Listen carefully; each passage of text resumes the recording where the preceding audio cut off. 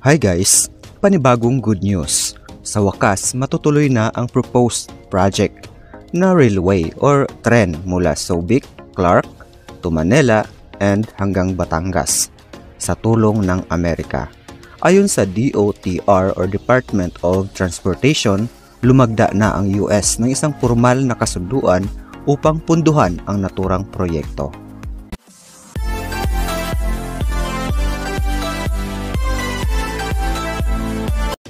Suportado ng US ang Subic, Clark, Manila, Batangas Railway matapos umatras ang China.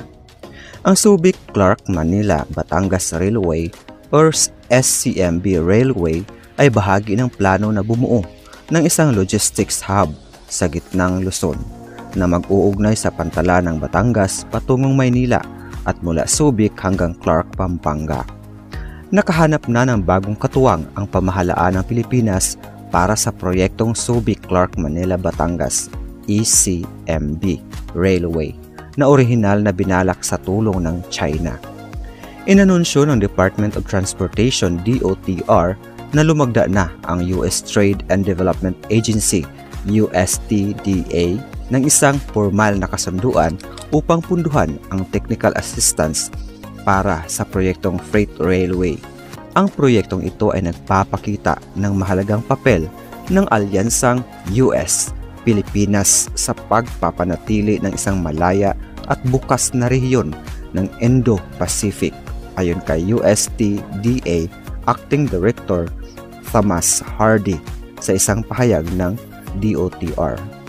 Sa pamamagitan ng pagsuporta sa pagbuo ng SCMB Railway, tinitiyak natin ang pag-unlad ng pangunahing infrastruktura na magpapalakas ng kooperasyong pang-ekonomiya at lilikha ng mahalagang ruta ng kalakalan na kapwa makikinabang ang mga mamamayan ng Amerika at Pilipinas, dagdag pa ni Hardy. Ang aming pakikipag-partner sa Pilipinas ay isang halimbawa ng lakas ng pamumuno ng Amerika sa Indo-Pacific at isang patunay ng aming paninindigan na isulong ang mga layunin naming magkatuwang anyag. Makikita sa isang larawan si USTDA Acting Director Thomas R. Hardy na nakikipagkamay kay Philippine Transport Secretary Vince Dizon sa Arlington, Virginia noong Hunyo 2025. Dagdag sa lohistika at kalakalan.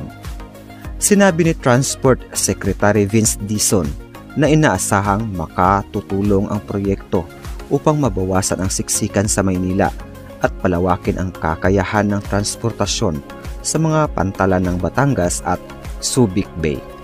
Bilang isang freight cargo railways, ang SCMB Railway ay nakikitang solusyon sa trapiko at pagsisikip sa Maynila habang sinisiguro ang maagap na paggalaw ng mga produkto papunta at mula sa mga kalapit na pangunahing sentrong transportasyon, ayon kay Dizon. Samantala, sinabi ni Special Assistant to the President for Investment and Economic Affairs, Frederick Go, na magkakaroon ng mas malawak na epekto sa ekonomiya ang nasabing riles.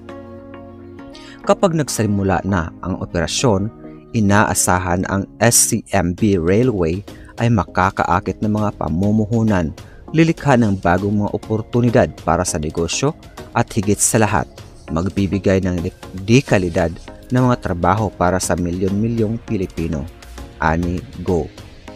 Paglayo mula sa China. Unang iminungkahi ang proyekto ng SCMB sa panahon ni dating Pangulong Rodrigo Duterte kasama ng mga plano para sa Philippine National Railway, South Long Haul at Mindanao Railway Phase 1. Gayunpaman, hindi umusad ang mga negosasyon matapos umatras ang China sa mga kasunduan. Simula noon, lumala ang relasyon ng Maynila at Beijing sa ilalim ng administrasyon ni Pangulong Ferdinand Marcos Jr., lalo na sa patuloy na tensyon sa West Philippine Sea. Iginiit ni Marcos na may soberanong karapatan ng Pilipinas sa sarili nitong Exclusive Economic Zone, EEZ.